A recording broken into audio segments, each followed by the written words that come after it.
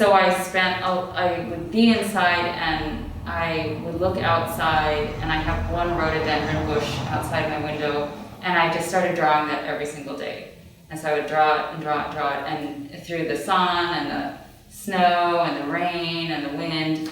And I did it on small pieces of handmade paper, and then I decided to, once I had many of them assembled, I could actually start to pick out stories, which were basically just, I would look at the plants and kind of the positions they were in, and once in a while I would also draw the other plants around them. So maybe I draw a few hostas or even weeds or house plants, but mostly I was focused on the rhododendron because I think you learn a lot by really just drawing it, the same thing every day. You learn a lot.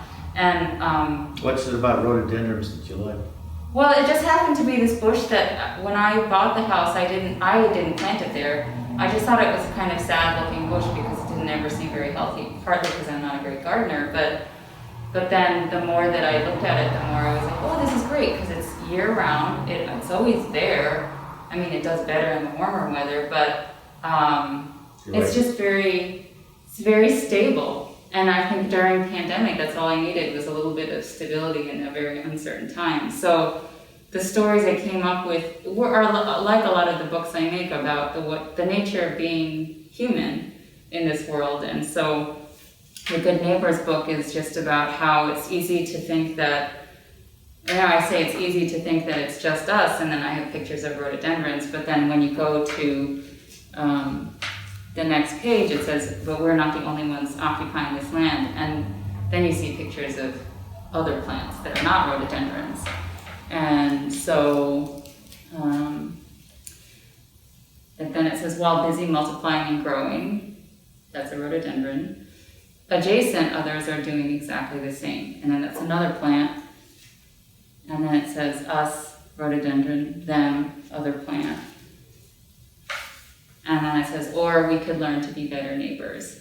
And so it's talking a lot about even just the political time that we're living in, this time where we're just trying to create these artificial separations between people and say, oh, you're from a different group and so we don't want anything to do with you, but we're all here together. We can't do that. And so, in this little border, it's not a very big border in front of my house, there's all kinds of things growing there and they coexist just fine. So it would be nice if people were better at that. So that's kind of what I had in mind, and because I had all the images in front of me at the time, I could kind of pick out which ones would go on which pages. And the other books are similar, like this drama of a few square feet is really just about literally that tiny border that I have in the front, about all that happens, and it's about, the rhododendrons in the cold weather are just drooping, and then as it gets warmer they start to open up more because they're getting more and more sun, and then you see, oh wow, oh my goodness, suddenly one day I look and the leaves are all like this, they used to be like this. And I only noticed because I was looking at them every day. I never noticed before when I was living there. And then you just see them, go, like I said, rain and sun and snow and wind. And but then they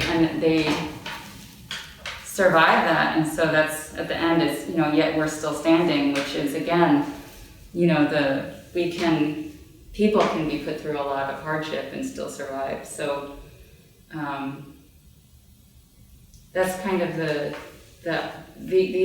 other two are very, very simple. Just a thought is about, again, taking all images of rhododendrons and then one image of a different plant and saying, what would it be like if everyone looked like this, like rhododendron, and then you look like this other plant? Like, how would that feel?